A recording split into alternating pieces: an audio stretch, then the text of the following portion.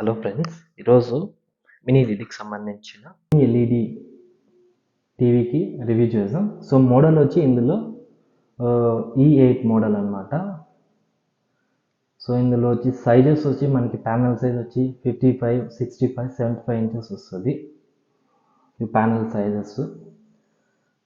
So next ఏంటంటే ఇందులో panel use చేసినది VA ప్యానల్ యూస్ చేశారు.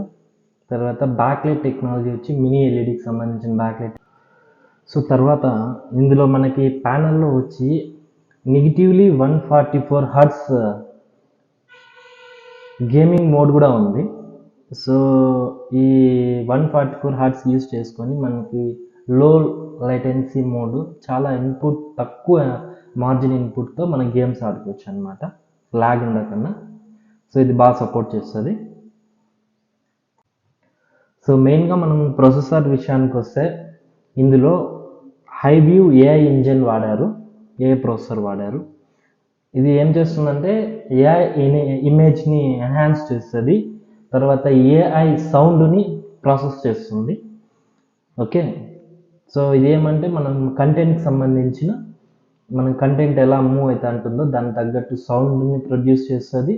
తర్వాత కంటెంట్కి సంబంధించిన వీడియోలో మనము రిచ్ ఫీలింగ్, అంటే రిచ్ కలర్స్ కానీ బ్లాక్ కలర్స్ కానీ పర్ఫెక్ట్గా ప్రొడ్యూస్ చేస్తుంది అన్నమాట ఈ ప్రాసెసర్.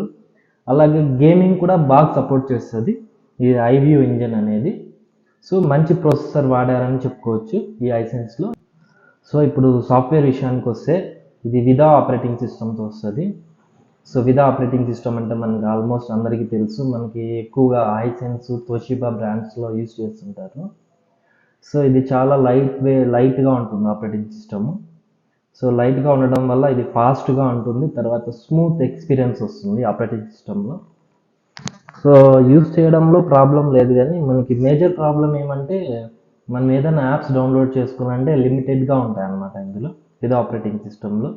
సో గూగుల్లో ఉన్నంత ఫ్రీగా కంపాటబుల్గా మనకి విదా ఆపరేటింగ్ సిస్టంలో ఉండవు అన్నమాట యాప్స్, చాలా లిమిటెడ్గా ఉంటాయి. సో ఇది యూజర్ ఫ్రెండ్లీ OS అన్నమాట విదా ఆపరేటింగ్ సిస్టమ్ అనేది. సో తర్వాత వచ్చి మనకి ఇందులో యాప్స్ కూడా డెవలప్ చేస్తున్నారు, ఇంకా ఫాస్ట్గా డెవలప్ చేస్తే కంఫర్టబుల్గా ఉంటుంది. సో మెయిన్గా ఇప్పుడు HDR పర్ఫార్మెన్స్ గురించి మాట్లాడదాం. సో ఇది టోటల్ HDR ఫార్మాట్కి సపోర్ట్ చేస్తుంది, అంటే ఇందులో HDR కాంటెంట్ వస్తుంది, HDR కాంటెంట్ బాగా ప్లే చేస్తుంది. సో మనకి HDR కాంటెంట్ HDR సపోర్ట్ చేస్తుంది, HDR10 సపోర్ట్ చేస్తుంది, HDR10+ సపోర్ట్ చేస్తుంది. అలాగే డాల్బీ విజన్ అడాప్టివ్ కూడా సపోర్ట్ చేస్తుంది అనమాట. సో HDR పర్ఫార్మెన్స్లో ఎక్కడ కూడా ఏది స్కిప్ చేయలేదు వీళ్ళు. సో అన్ని ఫార్మాట్స్ సపోర్ట్ చేస్తుంది. సో మేజర్గా మనకి HDR బ్రైట్నెస్ ఫార్మాట్లో మనకి టీవీ బ్రైట్నెస్ వచ్చి స్టాండర్డ్లో వచ్చి మనకి 350 నుంచి 400 వరకు ఉంటుంది. సో పీక్ బ్రైట్నెస్ వచ్చి మనకి అరౌండ్ 600 వరకు వెళ్తుంది అనమాట. సో ఇక పీక్ బ్రైట్నెస్ అంటే మనకి కంటిన్యూగా ఉండదు. సో ఇమేజ్ ప్రాసెస్ లైటింగ్ బట్టి మనకి అడ్జస్ట్మెంట్ ఉంటుంది. సో 600 నిట్స్ అనేది బెస్ట్ బ్రైట్నెస్ అనమాట.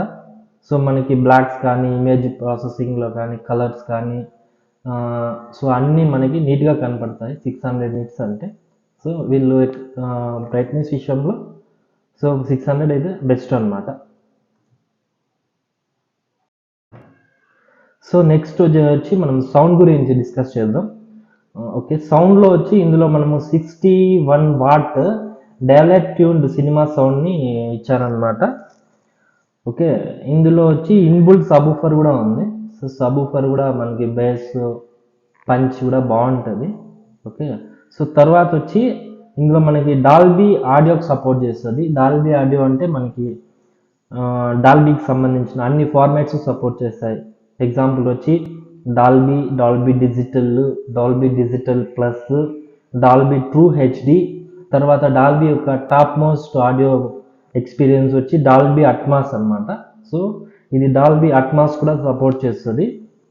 సో ఆడియో విషయంలో ఏది ఇక్కడ కూడా వీళ్ళు కాంప్రమైజ్ అవ్వలేదు. తర్వాత ఇక్కడ మేజర్ డ్రాబ్యాక్ ఏంటంటే ఇది DTS ఆడియోని స్కిప్ చేశారనమాట. సో DTS అనేది one of the top audio company.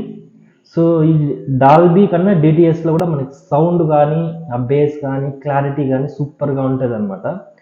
So sound విషయంలో హైసెన్స్ ఇక్కడ డిటిఎస్ని స్కిప్ చేయడం వల్ల ఒక్క డ్రాప్ మిగిలిపోయింది. సో డిటిఎస్ కూడా ఇచ్చింటే డిటిఎస్ హెచ్డి ఇచ్చింటే ఇంకా సూపర్గా ఉండింది. సో నాకు ఇక్కడ డిటిఎస్ మిస్ చేయడం వల్ల కొద్దిగా బాగా అనిపించట్లేదు ఆడియోలో. సో నెక్స్ట్ ఇందులో పోర్ట్స్ గురించి డిస్కస్ చేద్దాం. సో ఇందులో మనకి 4 హెచ్డిఎంఐ పోర్ట్స్ ఉంటాయి. సో అందులో 2 హెచ్డిఎంఐ పోర్ట్స్ వచ్చి 60 హర్ట్జ్ సపోర్ట్ చేస్తుంది. ఇంకా 2 హెచ్డిఎంఐ పోర్ట్స్ వచ్చి 144 హర్ట్జ్ సపోర్ట్ చేస్తాయన్నమాట. అందులో ఒకటి వచ్చి EARC audio return channel, enhance audio return channel support చేస్తుంది. సో తర్వాత యూఎస్బి గురించి మాట్లాడితే ఇందులో 2 పోర్ట్స్ వస్తాయి, 2 యూఎస్బి పోర్ట్స్. టాప్లో ఒకటి వస్తుంది, బ్యాక్ సైడ్ ఒకటి వస్తుంది. సో నార్మల్గా అయితే ల్యాన్ పోర్ట్ ఇచ్చారు, హెచ్డిఎఫ్ పోర్ట్ ఇచ్చారు, శాటిలైట్ పోర్ట్ ఇచ్చారు, శాటిలైట్ కనెక్టివిటీ పోర్ట్ ఇచ్చారు, తర్వాత యాంటీనా పోర్ట్ ఇచ్చారు. సో పోర్ట్స్ విషయంలో ఎక్కడ కూడా స్కిప్ చేయలేదు, అన్ని పోర్ట్స్ ఇచ్చారనమాట. సో ఫైనల్గా ఈ టీవీ గురించి చెప్పాలనుకునేది ఏమంటే, సో ఇందులో స్క్రీన్ బాగుంది, తర్వాత వచ్చి బ్యాక్ లైట్ టెక్నాలజీ బాగుంది, తర్వాత మంచి ప్రొసెసర్ యూజ్ చేశారు. తర్వాత సాఫ్ట్వేర్ గురించి మాట్లాడితే ఇది లైట్ విదా ఆపరేటింగ్ సిస్టమ్తో వస్తుంది, ఇది ఫాస్ట్ పర్ఫార్మెన్స్ బాగుంటుంది. తర్వాత హెచ్డిఆర్ ఫార్మాట్స్ గురించి మాట్లాడితే ఇందులో total all HDR format support చేస్తుంది. జస్ట్ లైక్ హెచ్డిఆర్10, హెచ్డిఆర్10+, డాల్బీ విజన్ అడాప్టివ్ సపోర్ట్ చేస్తుంది. ఓకే, సౌండ్స్లో కూడా ఆల్మోస్ట్ డాల్బీకి సంబంధించిన అన్ని సౌండ్స్ సపోర్ట్ చేస్తాయి. Dolby digital plus, Dolby true HD, Atmos support చేస్తుంది.